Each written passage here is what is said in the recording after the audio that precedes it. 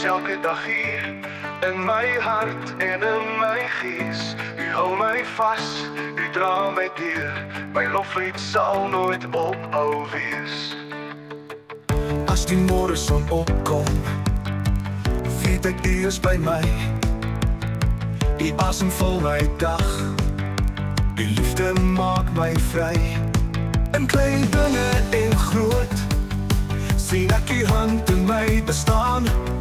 U gee my rede om weer te glo, en elke tree saam u te gaan. Dankie Heer, vir elke asem, vir elke dag en elke plan. U is goed, u is getrou, u loop my pad saam met my aan. Dankie Heer, vir nuwe krag, vir vrede wat my siel kom dra. U is die lig in elke dag, my dank gaan nooit vergaan.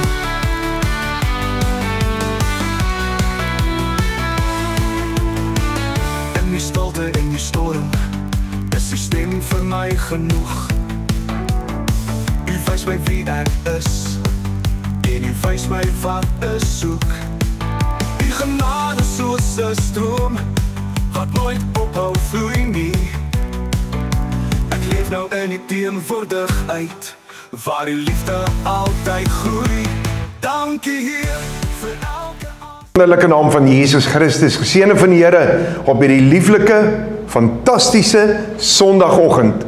Weereens het die Here vir ons 'n woord en 'n aanraking, maar weereens is dit belangrik dat jy moet jou hart kan oopmaak vir die lewende ware God, sodat die Gees van God in jou kan werk. Dat die Gees van die Here jou nou kan aanraak. Want as die Gees van die Here jou aanraak, luister mooi, gebeur daar nou iets in jou lewe. Baie keer dink jy, iets het nie gebeur nie. Maar kind van God, wanneer jy hier opstaan en jy face die lewe, dan besef jy die verandering, die teenwoordigheid van God in jou lewe, en dat hy jou aangeraak het.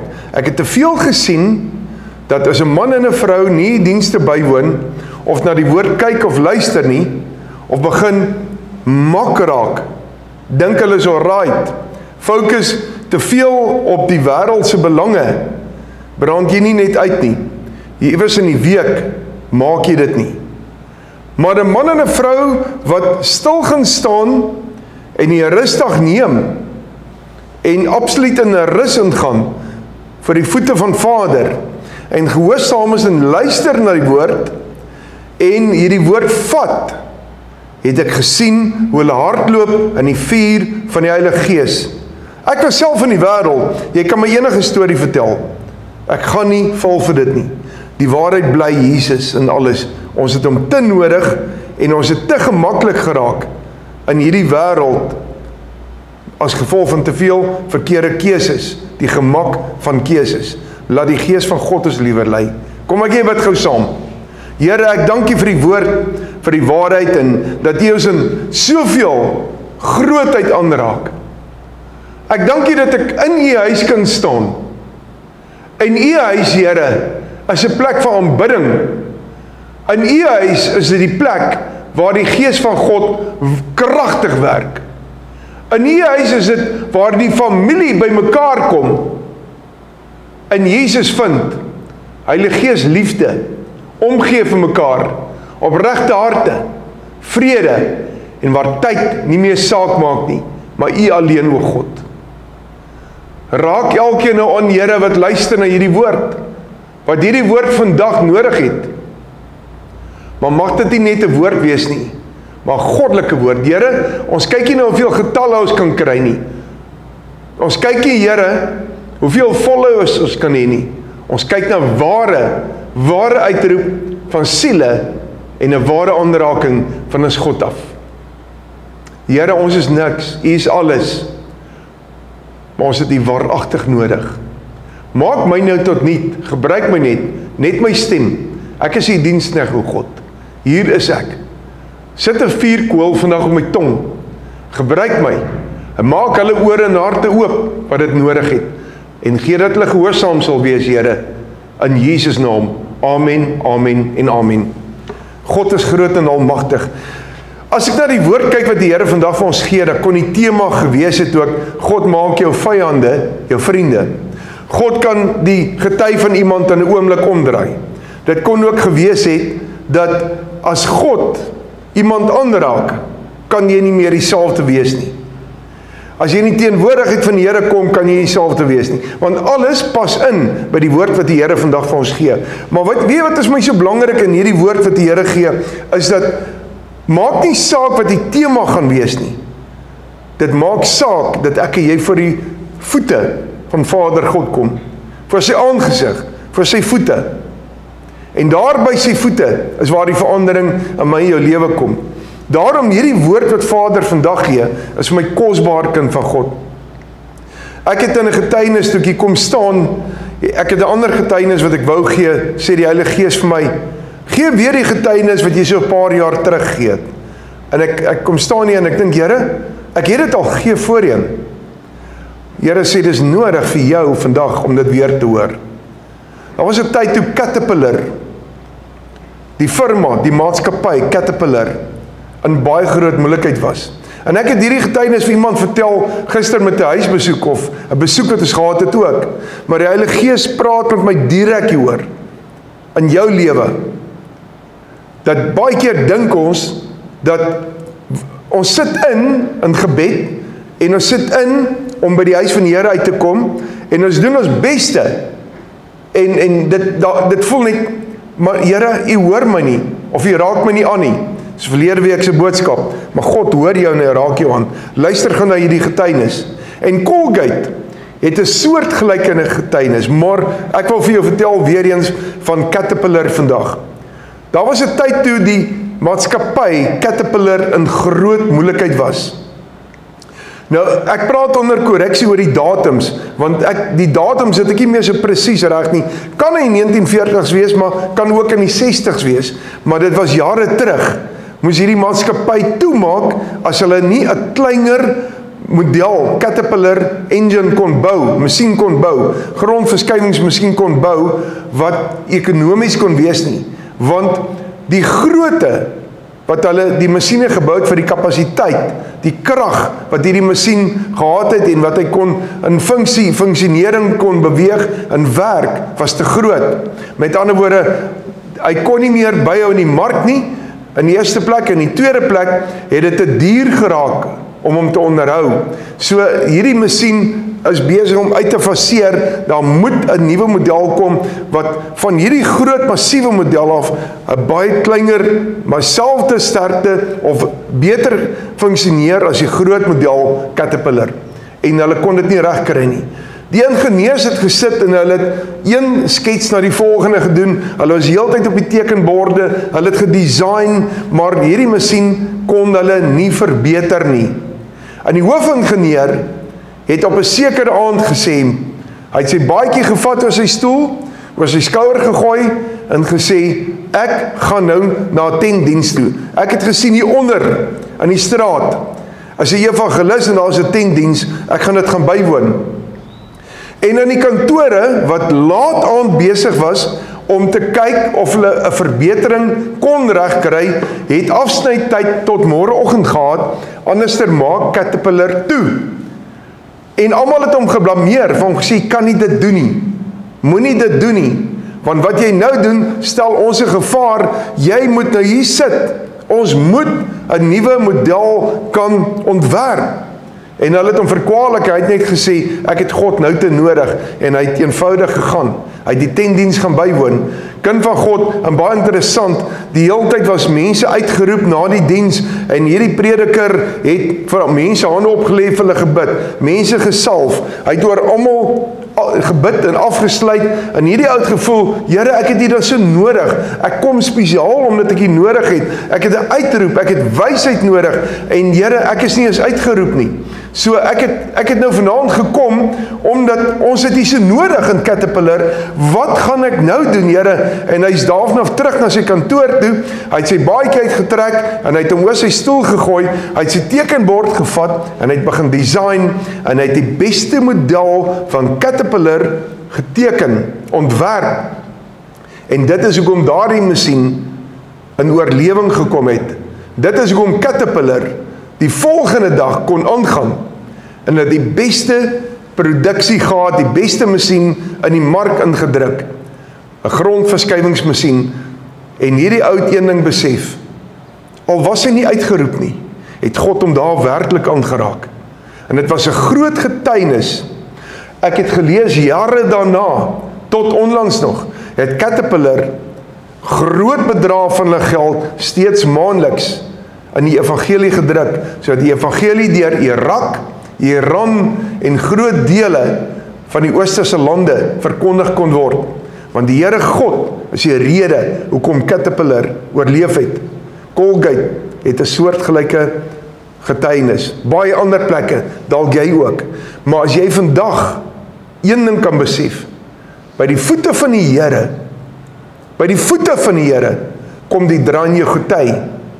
Daar waar jy gebuig, gebid het, soms gehuil het, soms gelag het, soms net stil gebid het, soms net uit jou hart uit gebid het, soms met woorde uitgeroep het, soms gepleit het by God, en opgestaan het, en die stof afgeskit het, en gestap het in die lewe, en gedink het, daar het niks gebeur nie, het baie in die geesteswêreld om jou reeds gebeur, wat in plek gaan kom, en wat God beantwoord, maar nie soos wat jy wou nie. Daar was 'n man in die Bybel, in die woord van God, wat 13 boeke geskryf het, van die Nuwe Testament. Dis baie interessant, 13 boeke, waarvan die meeste het in 'n tronk gesit en skryf, het ook een oggend opgestaan, en hy het haat geblaas, kwaad en woede, in sy karakter was, ek sal hierdie Christene vervolg, want hulle is besig om ons evangelie te reuneer. Hulle staan teen Vader God op, en hy het gedink hy doen goed. Hy het gedink wat hy doen hy vir Vader God, en vir die wet, en hy het gedink dis reg. Hy het gedink om 'n fariseer te wees is reg, met die naam Paulus wat Saulus was. En hy het 'n brief gekry, dat hy kon gaan en Christene vervolg, want vir hom was dit haat wat hy geblaas het, om Christene tot op die uiterste te verneder, te arresteer, selfs dood te maak. Christene moes uitgewis word, want hulle was die probleem, nie die Romeine nie. Hy het nie 'n weermag opgestel in die politiek en gaan en gesê, kom ons verslaan die Romeine, laat Israel vry kom wees nie. Weet wat het hy gedoen? Hy wil Christene vervolg, want dis presies wat gebeur, as ons dink ons is reg, en ons is nie, gebruik die duiwel ons nie, om die Romeine, om die vyand te vervolg nie, maar mede-Christene. En dis wat hier gebeur het.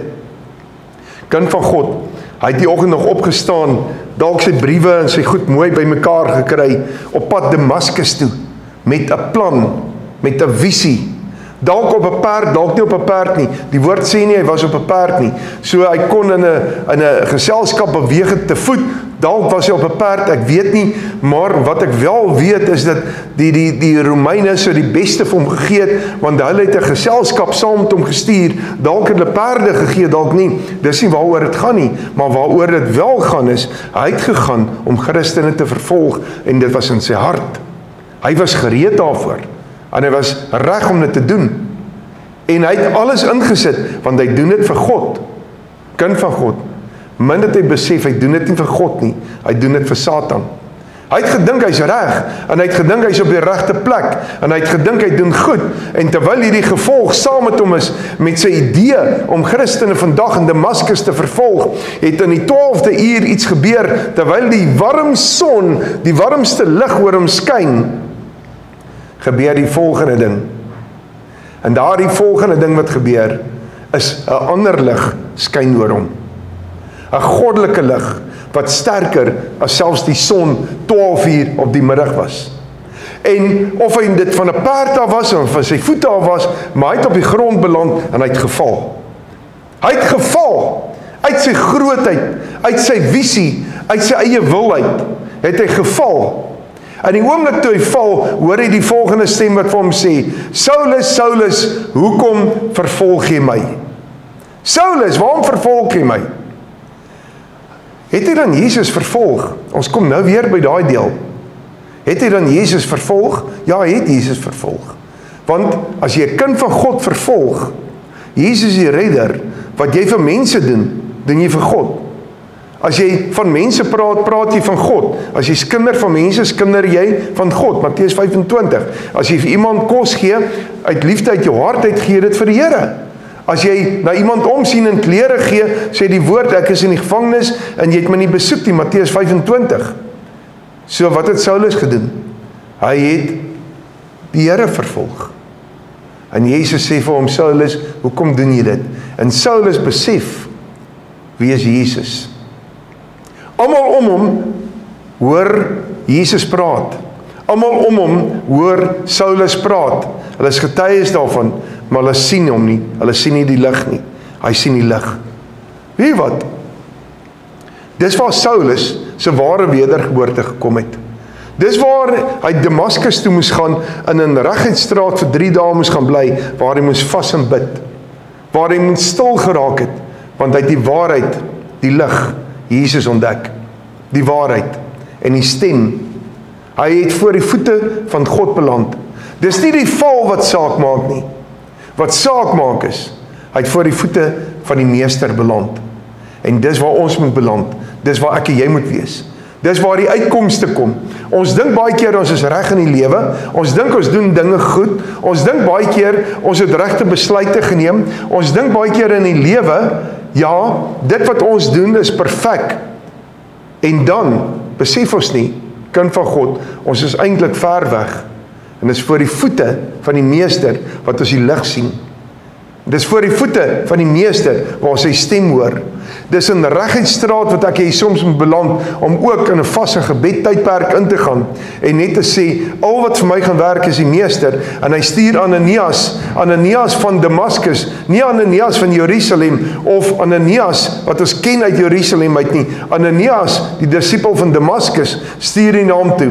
Ananias wat droom in die nag, waar hy ook weer die stem van die Here hoor, die heerlikheid van God om hom, want hy's in die wil van die Meester en die Heilige Gees wat met hom praat in 'n droom. En sê Ananias, staan nou op en stap reguit straat toe. Daar's 'n man met die naam Saulus. Hy word nou Paulus. Gaan na hom toe, lê hom hande op en jy sal hom kry waar hy besig is om te bid, sodat hy weer kan sien. En dadelik sou Ananias vir homself sê, maar dis die man wat ons vervolg. Dis die man wat nou juist Damaskus toe kom om my dood te maak. Nou moet ek vir hom gaan bid. Maar hy gaan doen dit, want hy's gehoorsaam. Dit gaan nie oor my en jou nie. Dit gaan oor gehoorsaamheid, om by die voete van die Meester uit te kom. En dis waar hy uitgekom het. En kind van God, hy gelê vir hom hande op, en hy bid vir hom. En Saulus, Paulus en hy raak groot vriende, evangeliste, manne wat hardloop vir die evangelie, vir die waarheid, want by die voete van ons Meester het die gety gedraai. Die oomblik toe jy gedink het, jou baie keer oor die stoel gegooi het en gesê het, man, u het my nie verhoor nie, u het my nie aangeraak vanaand nie, ek is nie uitgeroep in die kerk nie, sê die Here, dis nie wie jou uitroep in die kerk nie, dis nie wie vir jou hande oplê nie, dis nie wanneer jy van jou voete afval voor die Meester nie, dit is omdat jy voor die voete van jou Meester is, sal hy jou aanraak en sal jou gety draai. Hy is met jou reeds. Hoor wat sê 'n man wat haat geblaas het. Kyk wat skryf hy in diepte. 2 Korintiërs 5 vers 14. Want die liefde van Christus dring ons. Wow!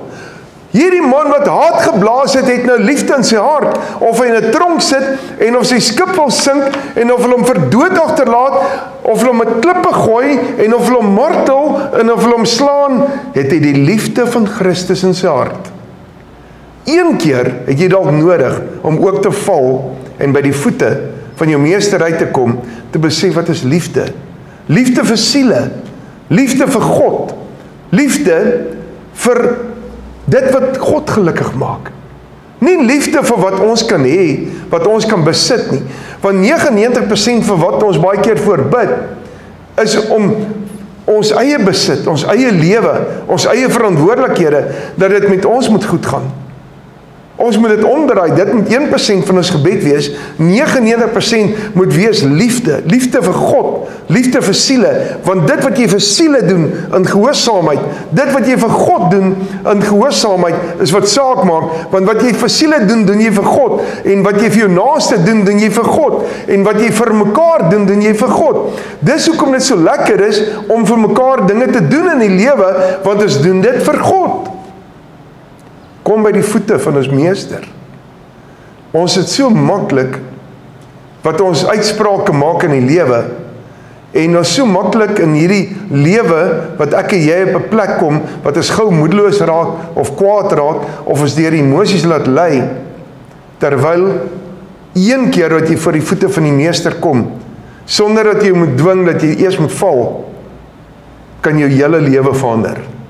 En doen dit konstant. Gaan konstant tot by sy voete en soek sy voete ten alle tye op, want dit is waar die liefde en die grootheid van God lê, wat ek hier inleer, in deel van ons karakter raak.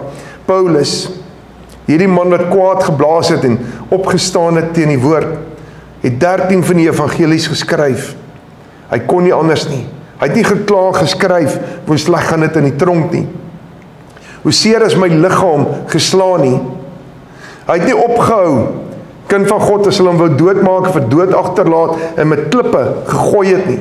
Hy onthou, toe Stefanus met die klippe gegooi was, dis ook in die boek Handelinge geskryf, dieselfde boek wat baie oor Paulus skryf, is daarin ook geskryf, hoe hy bygestaan het, maar ook soos hy met klippe gegooi, en steeds het hy nie gesê, nou raak ek bang, nou gee ek op nie, nou sien ek nie meer kans nie, Christendskap is te hard, maar hy het begin kerke plant reg oor die wêreld.